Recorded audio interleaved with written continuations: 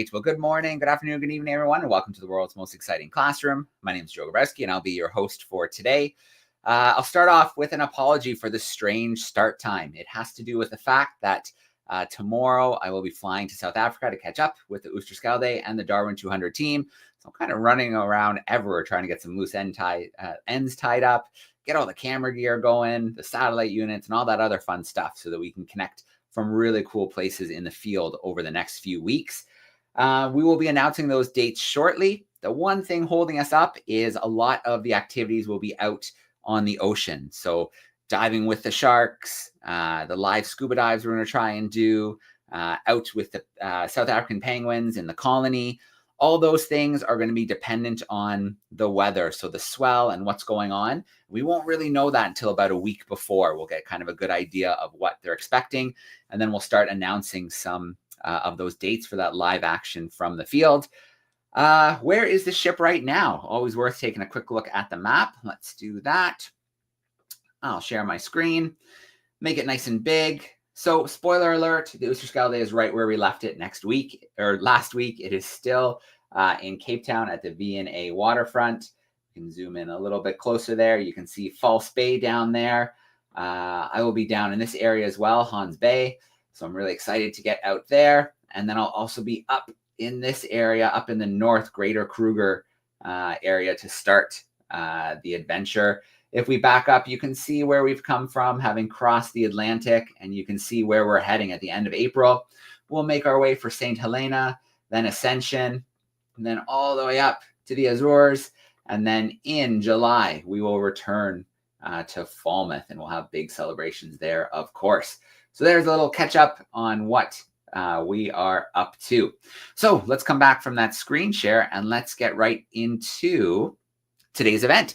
We have two things to do today. We're going to have Sarah Kienle join us in just a moment. And then last night with the world's most exciting classroom for Australia side of the world, we connected live with the National Kiwi Hatchery in New Zealand. So I have a video clip that we'll share from that. It was really, really cool. We got to see one of the little baby kiwis just under 2 weeks old. So we'll get to that shortly. But before that, I thought it'd be really fun to hang out with Sarah Kienle. So I've had the pleasure of hosting Sarah a few times live from Antarctica, which was pretty cool. She is a researcher, a biologist. She studies leopard seals, and she gets to go out into the field to places like Chile, to places like Antarctica, and be there with those big, beautiful predators. So you know that when we were visiting South Georgia, we had a leopard seal pull up on shore and chill out. The scientists there were going nuts because that's so rare and doesn't happen a lot. So they were really excited to get those photos and such. So having Sarah with us to talk about the leopard seals, about the research that she does, following their lives, I think is going to be really awesome today. So I'm going to grab Sarah from backstage now. Here we go. Hey, Sarah, how are you? I'm great. How are you?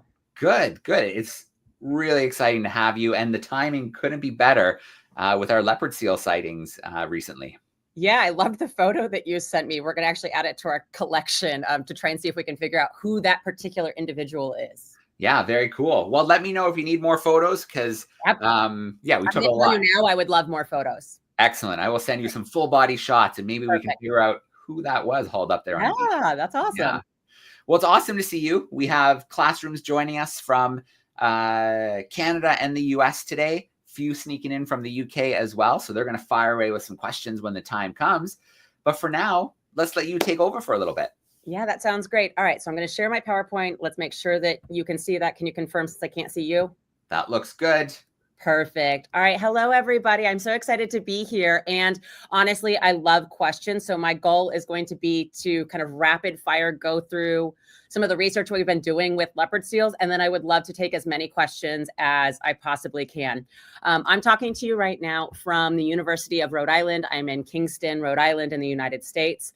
But most of my work when I work with leopard seals is in the Southern Hemisphere. So I do a lot of work in South America and Antarctica as well, working on leopard seals.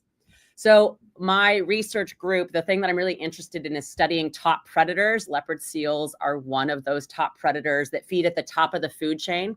I'm really curious about how top predators are adapting to changes across their environments worldwide. And if I'm going to be honest, leopard seals are my favorite species that I work with.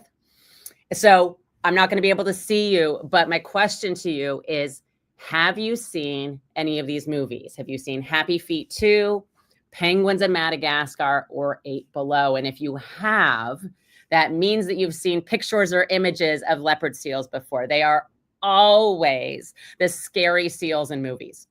And part of that is because they are top predators. So very much like our lions, our tigers, our grizzly bears, our white sharks of the world, they feed at the top of the food chain on other large prey items. But if you've seen movies and there's a scary seal in it, I'm going to go ahead and bet it was a leopard seal. But here's what they actually look like outside of movies. Leopard seals are these amazing animals. They're named for their coats because they have that spotted pattern.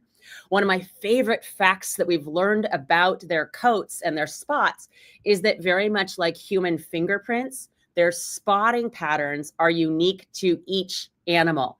So we can actually use photographs like the ones that y'all took in South Georgia to use those spotting patterns to try and match it up with previous photographs to identify individuals, which is pretty phenomenal. You can't do that for a lot of seal and sea lion species, especially ones that are just brown, like Galapagos fur seals and sea lions. Those ones, for example, you cannot tell individuals apart just by looking at them very easily. So even though leopard seals are in popular movies, that makes it seem like we know a lot about their biology. We don't. This is a top predator that we know very, very little about. Like, one of the things I like to point out is that we don't know if they need ice for survival. They're described as an Antarctic top predator, but we know that they're found in other areas outside of Antarctica, but we don't know if they depend on ice for survival. We don't really know where they have babies. We don't know how long moms stay with their pups. We know very little about how their diet changes between locations. So a lot of the work that my research group does is finding leopard seals and trying to describe basic aspects of their biology. So this is a picture from a drone that we took doing field work in southern Chile. I'm actually the one in the green jacket, and there's a leopard seal on the ice floe that we are looking at with binoculars. We're taking drone images. We're taking all sorts of photographs. And then if we can, and we were able to with this animal, we'll sneak up really close and get a small tissue sample. And our big question really is, how are leopard seals adapting to changes across the Southern Ocean? And I work with an amazing team of people around the world to do this work. None of it is by myself. It's always a team effort. We work with collaborators in Chile and Antarctica and Australia and New Zealand, all over the place, to try and figure out as much as we can about the biology of this very cool understudied animal. So leopard seals live in Antarctica, but they live outside of that too, and they're really hard to study. So I want you to just take 10 seconds, and I want you to just think about why leopard seals might be so difficult to study. So I'm going to count to 5 in my head so that you have time. Okay. So I want to tell you a couple of reasons. One of the reasons is that they live in remote areas. They're hard to get to. So for those of you on the DARWIN200 on the boat, it is challenging to get to the locations you've gone. And that's very true for researchers as well. So it's hard to find them. Another reason leopard seals are hard to study is that they don't live in groups. A lot of seals and sea lions will live in large colonies or come together at some time of the year where you can get lots of animals together. Leopard seals aren't like that as far as we know. If you see one, you're lucky, but very rarely will you see one or more in the same area at the same time. So being solitary makes it hard to find them. And then the last thing is that they spend most of their lives underwater. They're a marine mammal, so they come to the surface to breathe and to rest, but then they're chasing and finding all their food in the water. And all those things together make them really challenging. So what our team does to study leopard seals is everything we possibly can. We work with drones and cameras. We do necropsies, which are animal autopsies, where if an animal has died, we'll get all sorts of tissue samples and look at their bones and their muscles to figure out how big they were, how healthy they were, what might have been the cause of death. We do all sorts of genetics work to look at their DNA and how different animals are related to each other. We take tissue samples that we can use to figure out animal health, animal diet, all sorts of things about how the animal works. And we do all of this work with a lot of permits. So never should you just go out and approach a wild animal. Anytime we're working with leopard seals, it's because we've been really well trained and we're doing it with a lot of different permits that allow us to do that sort of work. And honestly, most of our time is spent literally looking for leopard seals. I can't tell you how much of my life has been spent looking through binoculars trying to find seals. They are hard to find. It turns out that they blend in with their environment. They're very well adapted for camouflage. And so I want to give you a kind of sense of what that looks like. So here I have two pictures, 1 and 2, and just in your classroom, wherever you are, I want you to try and figure out whether picture 1 or picture 2 has a leopard seal in it. I'm going to give you 2 seconds to decide. All right. Same thing with this one. All right, now you're going to choose between 3 and 4, and then I'll give you the answers, I promise. I want you to tell me if picture 3 has a leopard seal in it or if picture 4 has a leopard seal in it. And I can't remember if I put the answers. I didn't. Okay, so looking at these, the answer for 1 and 2 is picture number 2 has a leopard seal on it. It's on kind of the right side, and it almost looks like grayish, and there's a little mound. But it's really hard to tell leopard seals from dirty ice. So dirty ice or rocks on an iceberg very much look like a leopard seal. So we spend a lot of time debating whether we're looking at dirty ice or whether we're looking at seals. In pictures 3 and 4, number 3 is actually where our seal is. It's the round blob that looks like a rock. The thing that looks like a leopard seal in picture 4 is actually a rock. And that rock tricked me every single day I was in Antarctica looking for leopard seals because it looks so much like a sleeping seal. So I just want to kind of point out that it's not easy to find these animals even when you're in the field. And when we do find leopard seals, we take all sorts of samples and measurements so that we can learn as much as possible about each of these animals. So I just want to very briefly tell you some things that we've learned, and then I want to open it up to all of your questions. So one of the things that we've learned is that we used to think that leopard seals were mostly found just around Antarctica and some of the sub-Antarctic islands. What we've found from our research is that their range is much, much larger than we previously thought. In fact, in South Africa, there have been numerous reports of leopard seals, especially on small islands around South Africa. So it is entirely possible, not likely, but possible that you could see a leopard seal in South Africa. You can see leopard seals occasionally in Chile and Argentina and New Zealand and Australia. So they have a much larger range across the Southern Hemisphere than we previously thought. And that's why our team goes to Chile regularly to study leopard seals, even though we typically used to think of them as only being found in Antarctica. Another thing that we've learned is that males and females are not the same. In particular, one of my favorite facts about leopard seals is that females are larger than males. In fact, females are about 1.5 times larger than females. So that means that females, and these are very, very large animals. So a very large female is probably about 1,200 pounds. And an adult male would be around 600 to 700 pounds. So that's 500 kilograms for a female, around like 300 kilograms for a male. So we're getting these huge differences in body size. And what we've learned is that not only are there differences in size between males and females, but females feed on higher trophic level prey items. So they're eating the penguins, the other fur seals, they're eating big stuff. And in general, but not always, males seem to be feeding at lower levels on the food chain. So they're eating more krill and fish. And so it's been really cool to see these kind of dietary differences along with size. And so kind of a lot of what our work has shown, and a lot of other researchers as well, is that leopard seals are really important predators in the Southern Ocean. They have this really broad diet, and they're actually causing the decline of some of their prey populations. And so there's been some cool research showing in the South Shetland Islands off the Western Antarctic Peninsula that there's a colony of fur seals there that's decreasing, and that's because leopard seals are eating up to 80% of the pups each year.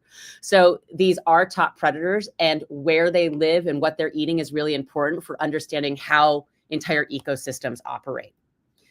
And then we have a few big questions we're trying to answer as part of this research that we still don't know the answer to. One of them is we're trying to figure out what are their habitat requirements. We've figured out they have a much larger range than we previously thought. Do they need ice to survive? How are they going to do with climate change and environmental change and human habitats? We're curious about all of that. And also this work, what we're hoping is it'll help inform where protected areas are put for marine mammals and marine animals in the Southern Ocean. So for example, there's a marine protected area. You can think about that like a national park or a state park on land in the water, but there's these marine protected areas, and there's a proposed one around the Western Antarctic Peninsula. And we're hoping that some of our work will help say, yes, this is really important, not only for a variety of penguins and krill and whales, but this area is really important for leopard seals as well. Let's do all of the things we can to protect them. One of the other questions I'm really interested in is why females are larger than males. I can tell you that females are larger, but I can't tell you why yet. And so our team is doing a lot of work to try and figure out what is it about large females that allows them to be so successful. And then coming back to that original question, we're still doing a lot of work to try and figure out how leopard seals are adapting and responding to changing environments. All right, so with that, I'm going to end sharing my screen, if I can figure out how to do that, so that I can answer questions that you have about this work and anything about leopard seals. All right, excellent. Well, Sarah, I'm so glad we were able to steal you today and get some really cool information on the leopard seal. And like a lot of things on our planet, we have so much more to explore and discover. There's a lot of secrets that those leopard seals are keeping. So yeah. That's my favorite thing, right? Like it's getting to be a big explorer and learn new things about this really cool animal. Okay. Well, to the classrooms who are joining us, don't be shy. Now's the time to use the chat sidebar. You can let us know where you're tuning in from. You can send in some questions to us as well. While those first questions start to come in, Sarah, while you're presenting, I pulled together a really quick Kahoot quiz for our students. So I'm going to share my screen. I am going to bring up the Kahoot. There we go. I am going to start it up. If you would like to join us to play this Kahoot today, you need to go to kahoot.it. Kahoot.it. Our pin number today is 318-4137. So kahoot.it, and then put in the pin 318-4137. If you have one-to-one tech, maybe you have a tablet or a Chromebook at your seat, you can enter that way and join us.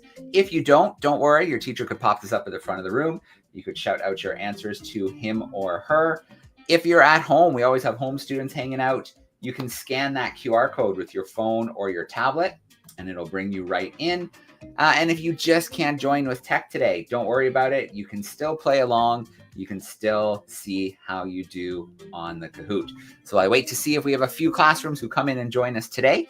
We'll start off with a question, Sarah, and that question is, how are you following their lives when they're underwater? That's such a good question. So we use a variety of ways to try and figure out what they're doing when they're underwater. One of the best ways that can give us the most information is by putting what we call a biologging instrument, or a tag for short, on an animal. So what that means is that instrument is usually glued to the head or to the back of a seal, and they collect data about where they go when they're underwater. So it sends information on their location, and it also sends information on how deep they're diving. So that's probably the best way we can figure out what they're doing underwater.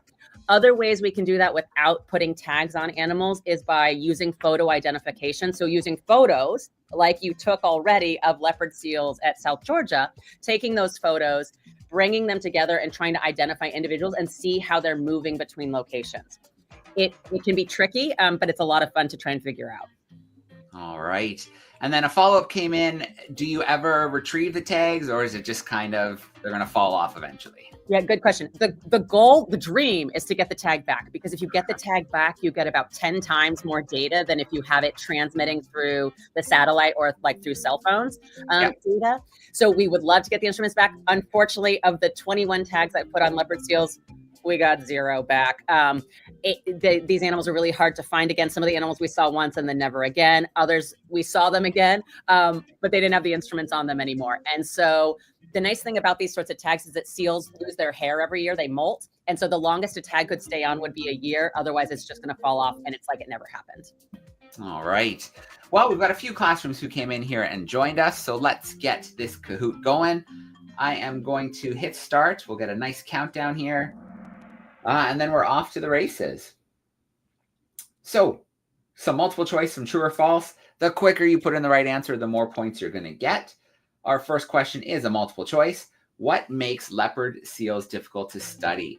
Is it that they spend most of their time underwater, they don't live in groups, they live in remote areas, or is the best answer, in fact, going to be all of the above for this one? So let's see if we can get some answers locked in, and then, yeah, we'll go from there. A couple more seconds on the clock. Yeah, it's unfair that I don't get to play this. I think that would be definitely not fair. Okay, so there we go. Our first. Oh, nice. I just lost my screen. There we go. That's right. Oops, I think I messed that up. I clicked live in remote areas, but all of the above is absolutely the best answer. All three of them are good answers, but you can see when you make these on the fly that sometimes you click the wrong answer. It is all of the above. So a big shout out to the students who clicked the right answer and got that right. All right. That puts the yellow rabbit is in first place because they were the quickest to get their answer in. So let's go to our next question coming your way. This is some true or false action. We can ID leopard seals from their unique patterns. Is that true or is that false? From their unique spot patterns, we can identify them. You have a few more seconds to get your answer locked in, and then we'll see how we did. All right. So that is absolutely true. Just like leopards, whale sharks, and things like that, we can ID them from those patterns. That puts the daring stork into first place. We're going to go to our next question. Here we go. True or false? We know a ton about leopard seal biology. So true or false? We know a ton about leopard seal biology. Right. We didn't make it anywhere near 20 seconds that time. Great job, crew. Yeah, that is absolutely false. We still have so much left to learn. It sounds like you put together some pieces, but like, why is the female so much bigger and things like that? We got a lot to figure out.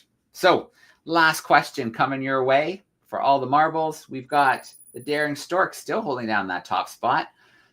A large female leopard seal can weigh up to, is it 200 pounds, 600 pounds, 1,200 pounds, or 2,000 pounds? We have a few more seconds to get our answers locked in. And then there we go. That was quick. Good job, crew. 1,200 pounds is absolutely correct, with the males being much smaller. Let's go to the podium. In third place, we've got the elated shark. Second place, the yellow rabbit. And holding down that top spot, the daring stork held on for the last few questions. If you are the classroom containing the daring stork, send me a message to classroom@darwin200.com. We have a gift voucher from Amazon for your classroom. So classroom@darwin200.com. All right, time to change gears. We're going to spend a few minutes doing a little bit of Q&A action. I'm just going to shut down the Kahoot on my end so we don't hear the music anymore. All right, there we go. So yeah, I see some questions in the chat, but again, don't be shy. Don't be afraid to send in some questions. We still have a few minutes with Sarah. Sarah, the first question I have here, this is from Maddie. Maddie would like to know, what's the hardest part about fieldwork? Maddie, that's a really good question. Every type of fieldwork is so different. And the hardest part is that you actually don't know what to expect the first time you go somewhere. So it's really hard to prepare mentally about what you're getting into if you've never done it before. And some of the places we're going, there's never been a field team that's done what we've done before. And so there's a lot of things we have to figure out and supplies we figure out we need once we're there. So for example, something silly is like, we didn't bring enough dish towels the first time we went to our field site in Chile. And it turns out dish towels are so important, like so useful for cleaning things, for drying things. It was wet all the time. So like we needed way more towels for drying our binoculars, our glasses, our sunglasses, all these things. And so we made a note and brought so many more round too. But I think the hardest part is just trying to predict what you need in a situation you've never been in before. All right. Very cool. We have some fourth graders in Toronto who are curious about, have you ever had a surprising or unexpected encounter with a leopard seal? This past field season, so I went, there was a really amazing team. We went to Chile. And while we were there, usually when we're working with leopard seals in the wild, the vast majority of the time they're sleeping. They've been eating, then they've hauled out, they're resting on ice or sometimes land, but in most of the cases where we're working on ice, and they're sleeping and they're not really doing a lot of things in the water. But there was a male who was super curious about our small boat that we were on, was swimming around and looking at us. And that it was really cool, but it was also like, that's a top predator that is swimming. And like, I'm making eye contact with it while it's in the water where they're very fast and agile. And it was just an experience unlike I've had before with the species. So it was really neat. All right. That's very cool. Mrs. Barnes' seventh graders would like to know if you've ever seen them hunting. No, I haven't yet. I have dear friends who study leopard seals who have seen them hunting all the time, especially like taking down like small Antarctic fur seal pups. And one of my friends has all these videos of them stalking prey and pulling pups into the water. I haven't seen it yet. So I've seen lots of videos and photos, but not with my eyes, unfortunately. But it's something I would like very much. You know, that's not an uncommon story. I have a good friend who studies jaguars, and it was over a decade before he saw one in the wild. He obviously saw them in camera traps he was putting out, obviously in captivity. But yeah, it's total luck of the draw. Whereas I was out in Peru last year and I saw one in the wild when we were going. That is exactly how it works. I think like the more you care about it too, the less likely you are. That's not actually true. It just feels like that sometimes. Yeah, absolutely. So it's a familiar story. Oh, it's a good question. William wants to know what their status is. Are they threatened, endangered? You know, what should we be doing to protect them? That's a really great question. So right now they're listed. So a lot of times when you're asking that sort of question, the best place to resource for that is the IUCN Red List, and it will give you the most up-to-date status on pretty much every animal on the planet or species on the planet. Leopard seals are listed as least concern, but part of that is because we just don't have a lot of information on them to suggest that there are changes or threats to them. But we know that they're living in a rapidly changing area, potentially dependent on ice. And so all of the things that you as an individual can do to help slow down, stop climate change, and contributing and stopping pollution, single-use plastics, all of that helps leopard seals and so many other species. I've been to Antarctica, one of the most remote places on the planet, and there was trash on the beach. So it just speaks to it's a global problem. So those things that affect all of the other species you know about also affect leopard seals. So being a good human and being a good steward of the environment helps leopard seals. Yeah, absolutely. And again, speaking to that, I was on a deep sea expedition. We were using robots 4 kilometers under the water and finding trash. So places no human's ever seen, but our Dr. Pepper cans and our paint cans and our fishing nets were down there waiting for us to find. So yeah. Okay. Our class in Toronto has a follow-up question here. They are really curious about the process of putting a satellite tag on a top predator. Yeah.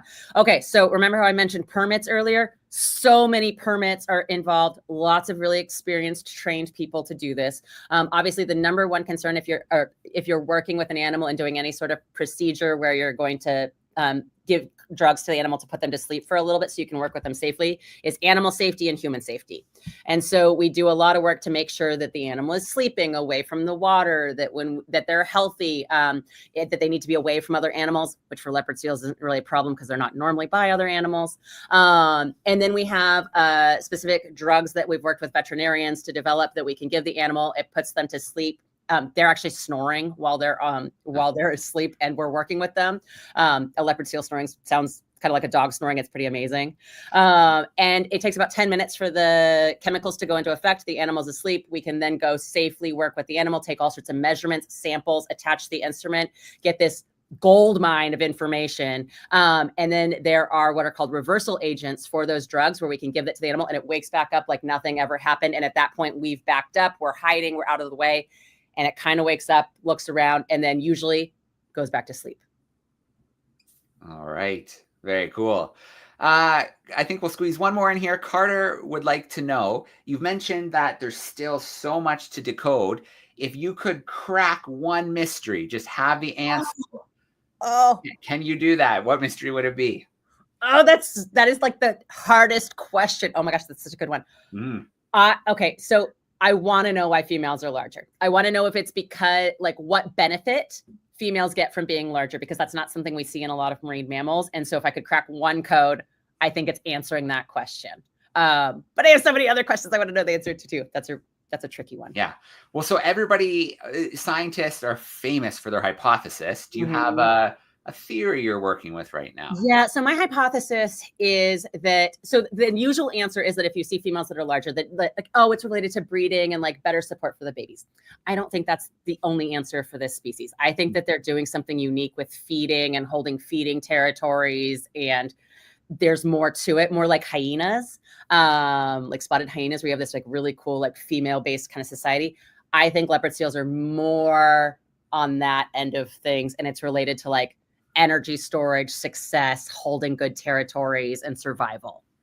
All right. Very cool. Yeah. Well, Sarah, you've given me something to be excited about, the tiny possibility that I might get to see a leopard seal in South Africa. Keep your eye out.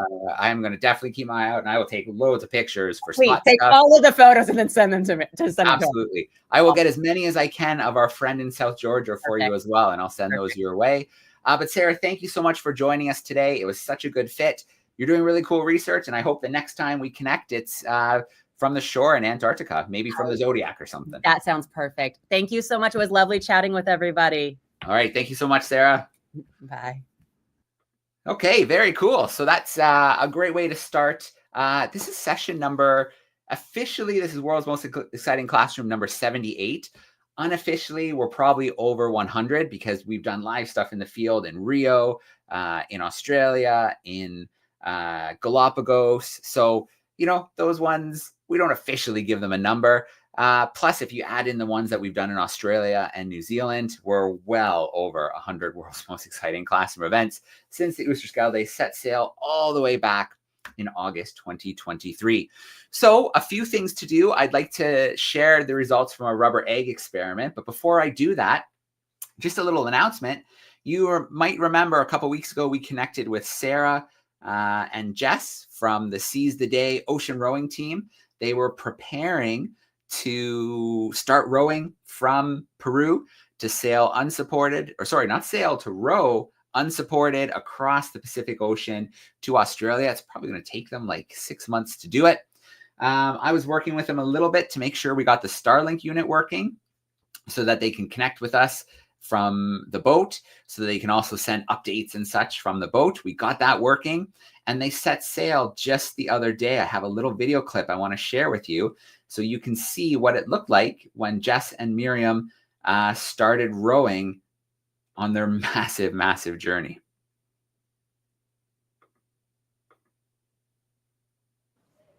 Yeah, so I'm Miriam.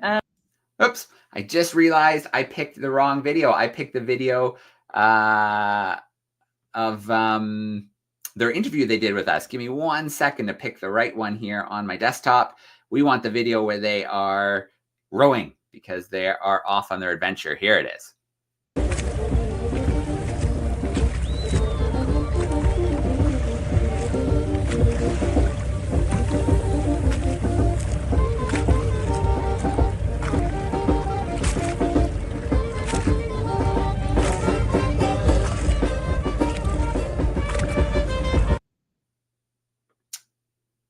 All right, so there we go. That was them starting to row. You remember they predicted that they'd have some boats following them, you know, kind of a send-off. And so there you can see several boats following them. They followed them for a couple miles offshore. They had the music going. So pretty exciting time. The last update I read from them was that they're kind of settling into the rowing, trying to get into a pattern. They're tired, obviously, but they're going to get into the routine and they're going to continue along the way. Hopefully we'll have them join us in the world's most exciting classroom again, maybe once or twice before July comes our way.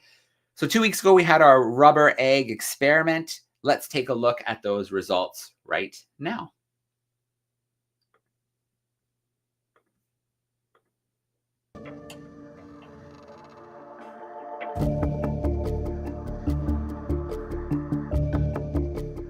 Welcome back, everyone. How did you get on with your egg experiments? Well, mine have been sitting in vinegar for over 2 days, and I can see quite a lot has happened. These two, if you remember, the red and the blue ones, were the hard-boiled eggs. These two were the raw eggs with soft centers. So let's take them out and have a little look. Wow, look, you can see the shell has completely dissolved. I'll take out the blue one as well. Look, the shell is completely gone, and just the outer skin of the shell is still visible. You can see underneath it, that's the actual egg there. Those bubbles that we noticed bubbling away, that was carbon dioxide as the vinegar reacted with the calcium carbonate of the shell. And if you look closely, the shell has completely gone. This is the white of the egg inside. Although it doesn't look very tasty, I don't think I'm going to try and eat these eggs. Now let's look at the raw eggs. These have grown in size. And the shells on these have also completely disappeared. Why do you think the raw eggs have grown to be larger than the hard-boiled eggs? Well, the answer is that without the shell, the eggs have expanded in size due to osmosis. Water molecules can now permeate the membrane of the egg, expanding the egg in size. Whereas with the hard-boiled eggs, they're already cooked and hard-boiled, so they can't really grow very much.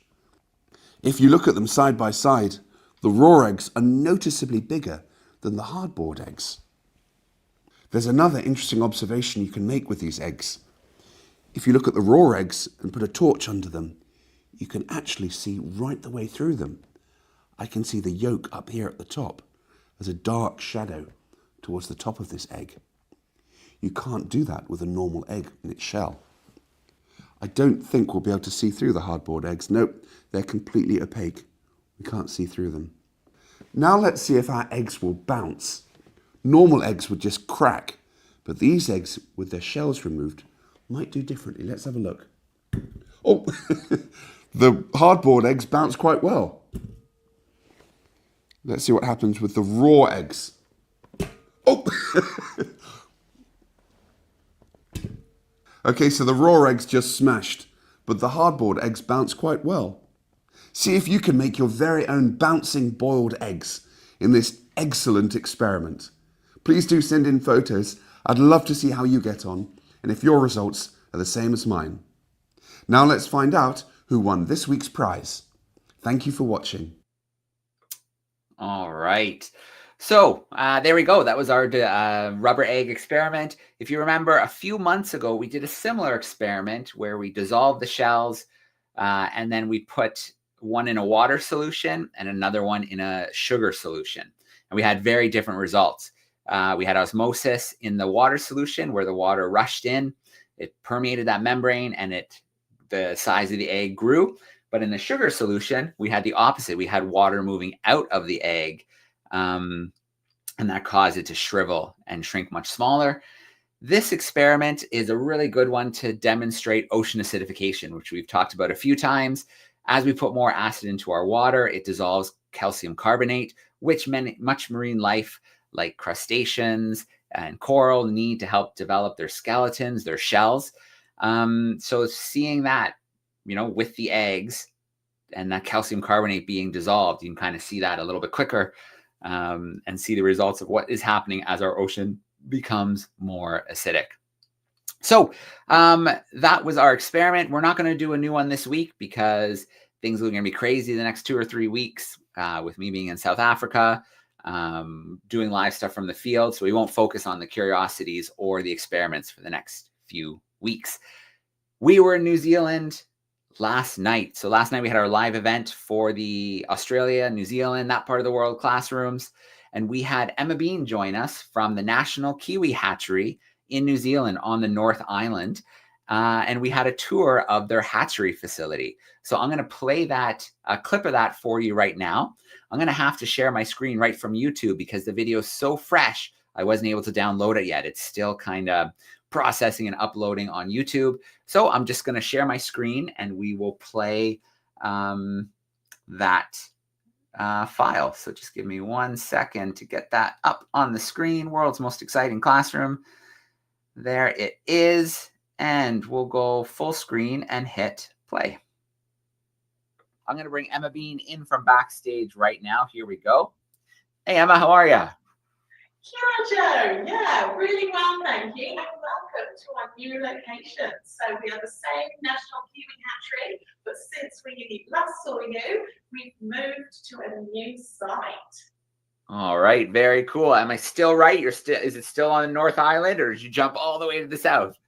No, it's still on the North Island, and we're just 5 minutes from our old location, but we're doing so well, saving lots of kiwi that we needed more space. So we've moved to a new location where we've got room to have more kiwi growing up to that stone-proof weight. All right, very cool. Well, I am going to let you take over in just a moment, Emma, but I do want to give a shout out to the classrooms who are joining us at Norcourt Public School, Primary School in South Australia. Just send me a message in the chat. Let me know if you got in okay. I know you're joining a little bit different today, but send a message in the chat. Let me know if you got in okay. And Emma, I'm going to let you take over for a bit. Wonderful, thanks, Joe. Well, here and welcome everyone here to the National Kiwi Hatchery based in Rotorua, New Zealand. Now, as you might be aware from the learnings through DARWIN200 already, back before humans arrived to New Zealand, there were no land mammals, so it was all birds. New Zealand was essentially birdland with some reptiles, amphibians, insects thrown in that would measure. There were 2 land mammals and they were both bats. So strictly speaking, 2 land mammals, but mainly birdland. And because of that, all of our bird species in New Zealand have evolved in a really unique way. So it means that some of the roles that mammals would typically fill in countries around the world have been filled by birds, and kiwi are no different to that. So kiwi are nocturnal. They are flightless, as Joe said, and they spend a lot of time on the ground foraging for insects and fallen berries. So a similar role from, say, the UK, where I originate from, would be the badger. And so the kiwi is filling those unique spaces within New Zealand's forests. Now, because New Zealand was birdland, a lot of their responses to threats were very different. So natural threats would have been other avian threats like the now extinct harped eagle. The best thing to do is to freeze. Now, unfortunately, with us humans arriving, the original settlers, the Maori, they brought over the dog and unintentionally the rat. But us Europeans, unfortunately, did far more damage by bringing over the mustelid family. So that's the ferret, the stoat, and the weasel. And we also brought over other things like the possum, the fur industry. So when people originally arrived and settled in New Zealand, so similar time when Darwin was travelling in 1835, they estimate there were about 12 million kiwi. Now we've got an estimated population of 68,000. But it's not all sad news, because we've come up with the solution to this problem. So we've got an intensive predator control network around New Zealand's forestry, but we also do something called Operation Nest Egg. And that's what we do here at the National Kiwi Hatchery. We work with projects all around the North Island. They monitor the birds in the wild. They bring us the eggs. We incubate them, hatch them, and raise them to what is deemed a stone-proof weight of 1 kilogram. And at that weight, instead of just having the somber statistic of only having a 5% survival rate in the wild, by going through Operation Nest Egg, we turn that statistic around, and instead of 5%, it's 65% survival. So we basically keep them safe when they're most vulnerable, release them back out into the forest when they've reached that stow-proof weight of a kilo, and by doing that, we've helped increase the population, and we've actually, in the time that I've been at the hatchery, we've celebrated moving up a threat status. So kiwi are no longer on the endangered list, they're actually conservation dependent, which is fantastic. It means what we're doing is working, we just need to do more of it. So come with me through to the hatchery and I'll show you a little bit around the space that we do this work in. We do host visitors on our hatchery around the hatchery, and that's a really great way that you can help us support kiwi. So come and visit and see the work that we do. This is the egg arrivals room. So this is where the field workers bring us the eggs in the first place. Now, the kiwi is about the same size as a chicken, and as Joe mentioned, they're flightless. So they're actually quite a lot heavier than flighted birds. They're part of that ratite family, which means that they don't need to have air pockets in their bones to make them light for flight. So kiwi, for the male kiwi, they're about 2.2 kilos, and the females are slightly larger at 2.8. The reason they're a little bit larger is the size of this egg. So you can see here just a chicken egg for comparison. We've got, you'll be far more familiar with this egg on my left, and then the kiwi egg here is typically about 440 grams, so much larger. And what we do when we first bring the eggs to us is we would use a torch to candle the egg, and that tells us what's going on inside the egg. And the keepers here, it takes about 2 years to be a fully trained kiwi keeper. And by that time, we can interpret the shadows that we see and age the eggs within 1 or 2 days. So if they are viable, we'll have determined that through candling, we will then wash the eggs and move them through into our incubation room. So looking in the incubation room now, we've actually just moved the last egg that we've got of the season through this morning. So this room is actually empty at the moment. Kiwi lay, or brown kiwi lay, 2 eggs in the first clutch, 2 eggs in the second clutch, and sometimes a third clutch. So we've finished both the first and second clutch for the season, but we may get some more eggs coming back in for that third clutch. So what we do in here is we check the eggs twice a week to make sure that they're progressing as we'd expect. But most of the work is done in those boxes behind us there. So those are our incubators. They keep the eggs at a set temperature of 33.5 degrees Celsius and a set humidity. And they also turn the eggs for us. And so we need to turn the eggs so that the proteins in the albumin or the egg white get moved around the veins that are on the inside of the egg, and those aren't moving, so we need to move the albumin inside there so that the egg can get the nutrients that it needs throughout development. And of course, those membranes on the inside of the shell are also where you would get gas exchange through the pores of the shell. When the egg gets closer to hatch, it gets to the point where those membranes are no longer getting enough oxygen for that growing embryo inside the egg. And so the bird will actually poke its bill into that air pocket, and then it will start breathing air through its little air sacs or lungs for the first time.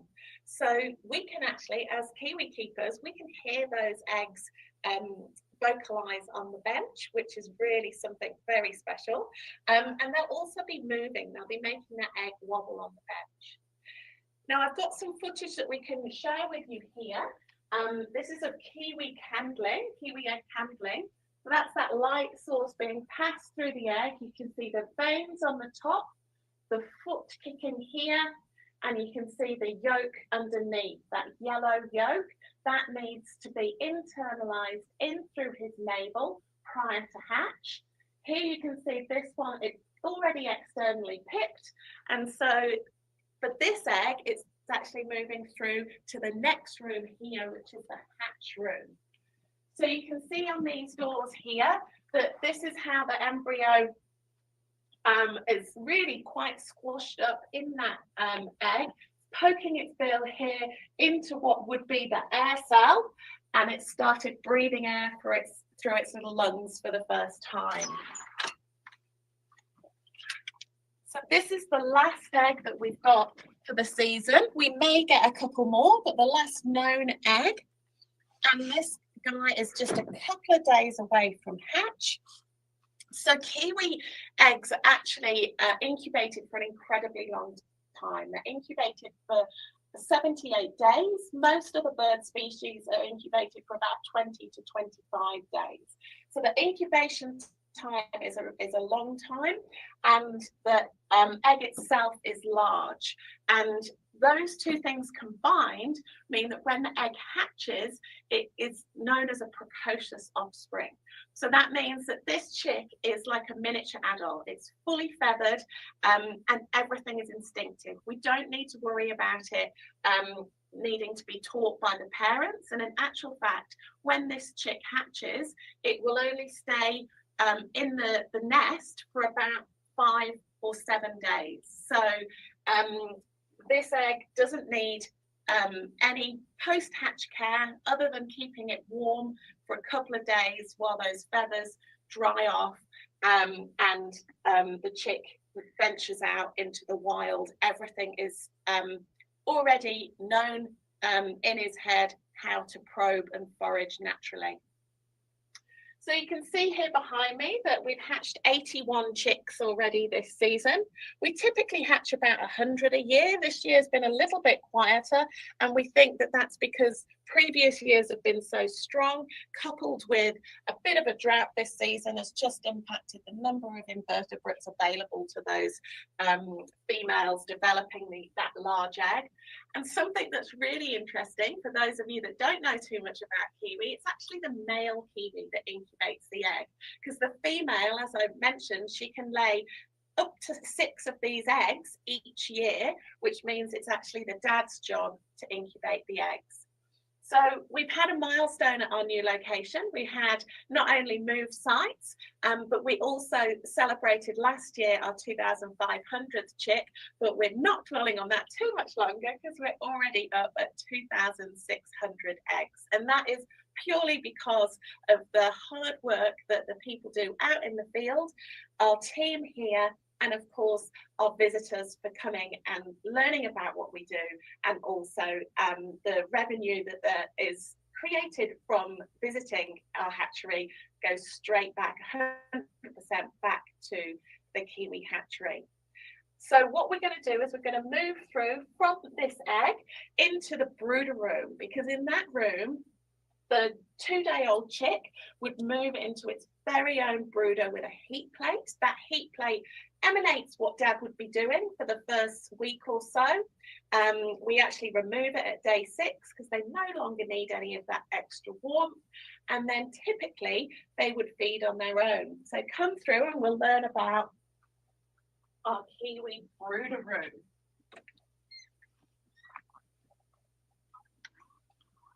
So here we have fellow Kiwi keeper, Eve, hand feeding Teatin.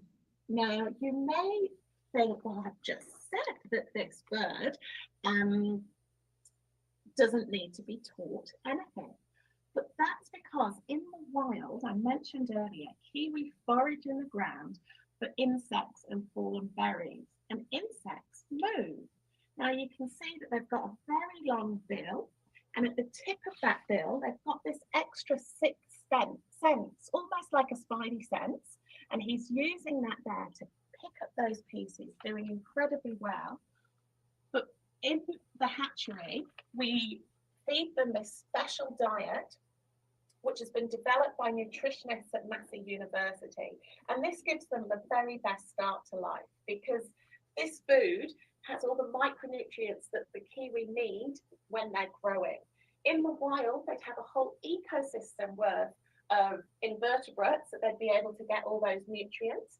But we use this diet while they're here to make sure that they get that very best start. And because it doesn't move, occasionally our job is to wiggle the food in front of their bill so that they can realize that this is food. You can see here that the chick is actually also quite interested in Eve's fingers, and that's because they've got a pulse. It's being picked up by those sensory pits in the tip of the bill. But other than that, so this chick hatched on the 29th of March. So this chick isn't even 2 weeks old and is already crouching, probing, foraging, so interested, would be out in the wild on its own. But because of that, it does actually make them quite vulnerable. And so this is why we need to keep them safe here at the hatchery. Once they've established onto the food and they have reattained their hatch weight, so we weigh them daily and we actually see a reduction in weight for that first week or so. And that's as they're utilizing that yolk that they internalized prior to hatch. And then we see an increase up above their hatch weight. So the average egg size is about 440. This chick hatched at 404 grams. So this guy came out of quite a big egg and then regained back up post the hatch weight. That's when we will then give the chick a little microchip, same as your cat or dog, and that is for close range identification, so that when this chick goes back out into the wild and then may get refound again, we'll be able to tell whether it was a wild hatch chick, which is actually unlikely because, as I said, those wild hatch chicks unfortunately only have a 5% survival because of those introduced predators, or that it's come through the hatchery. If we want to monitor the chick, we then actually have to put something different on, which is a transmitter onto the leg of that kiwi, and that's how we will go around with an aerial and monitor those chicks in the wild. But we've been doing this work for so long that we know that the survival is really, really good, and we actually want to leave them to it. So we typically don't release them with a transmitter anymore. But if we want to restart the program, we will use specially trained conservation dogs. These dogs, again, it takes about 2 years to train these guys up. They get free flights with Air New Zealand. They get their very own wage, and they actually have a better social media following than I do, Joe. So they're incredibly important dogs in New Zealand, and these specially trained dogs can go out and find the kiwi in the first place because they've got such excellent sense of smell, and then us humans just put that transmitter on so that with a not as good a sense of smell, we can find them. So that's O&E in a nutshell. That is from start to finish, finding the bird, bringing the eggs to us, keeping them safe when they're vulnerable, and releasing them back into the forest where they came from. So any questions? Yeah, absolutely. Well, that was so cool to be able to see kind of the whole process from coming in to incubating and then hatching and being fed. That's really, really cool. We're going to get some questions coming through in the chat. So if you do have some questions, don't be shy. Use the chat sidebar and send us in some questions. The classes were wondering, I know we can't go into the room, but does the camera zoom a little bit? They're just wondering if they could get a tiny bit of a closer view if the camera zooms. It doesn't, I'm afraid. Sorry, we've zoomed it in as much as we can. We can perhaps send a photo through for you of a closer image so that you guys can see, because you're right, it is really special. Eve can come to the window now that the feed is finished. So that's I guess an old-fashioned way of zooming, Joe. Sure. But she can then see you've got the eyes, the dark eyes, the ear opening behind them, and right at the tip you might be able to see the nostrils at the tip. You can also see those whiskers going into the face, and those strong, powerful legs. So now the food's out of the way, he's trying to get away and go back to bed. So we'll let him go back to bed. Yeah, whilst he thinks he can defend himself, he's only about 300 grams at the moment. And so, yeah, unfortunately, we need to get him 3 times that size, Joe, so that he can then defend himself against the number one predator for kiwi chicks, which is that stone. Right. There we go. So that was our little visit to the National Kiwi Hatchery in New Zealand on the North Island. One thing we learned during the Q&A was that they've been doing such a great job of conservation. So 2 things. One, getting rid of the predators. There's a huge goal to have New Zealand predator-free by 2050, which is a massive goal if you think about it, because humans have brought so many predators ranging from cats to stoats to possums. The list goes on. Mice. And so what they're doing is they're clearing entire areas of predators so they can release some of the native wildlife back where it belongs. And they're doing incredible work. And then places like the Kiwi Hatchery, which are hatching the eggs, ensuring they survive to adulthood, and then putting them back into the wild. So kind of a 2-pronged approach at conservation. And they're doing great work in New Zealand. Such great work that just recently, the kiwi has been moved from endangered to threatened. Which is a huge step on the road to recovery. I think they estimate there's somewhere around 65,000 kiwis now in the wild in New Zealand. So that's a great start, and hopefully those numbers continue. So the last thing we'll do today is our curiosity of the week. Let's take a look at last week's answer. I'm going to share that video with you right now. Everyone, last week I asked you to try and identify this object here. Could you work out what it is or which way round it goes? Well, believe it or not, this is the tooth of a mosasaur, an ancient marine reptile that lived around 100 million years ago. My question about which way round it goes was a bit of a trick, because to be honest, I'm not sure if this was a tooth on the bottom jaw of the animal pointing upwards, or a tooth on the top of the jaw pointing downwards. Either way though, you can see that it was a sharp tooth, like a knife, showing that mosasaurs were clearly carnivores. Mosasaurs are actually a group of animals. There are many different species. The smallest were thought to be about 1 meter long. The very biggest were thought to be over 17 meters in length. I don't know which exact species this is from, but clearly looking at the size of the tooth, this must have been a big one, many meters long. I wonder what animals this mosasaur ate and what creatures this tooth tore apart. Did you correctly guess that this was a tooth? And did you work out that it was from a mosasaur? Let's now find out who won this week's prize. Thank you for watching and for taking part. All right, so there we go. That was last week's curiosity, a mosasaur tooth.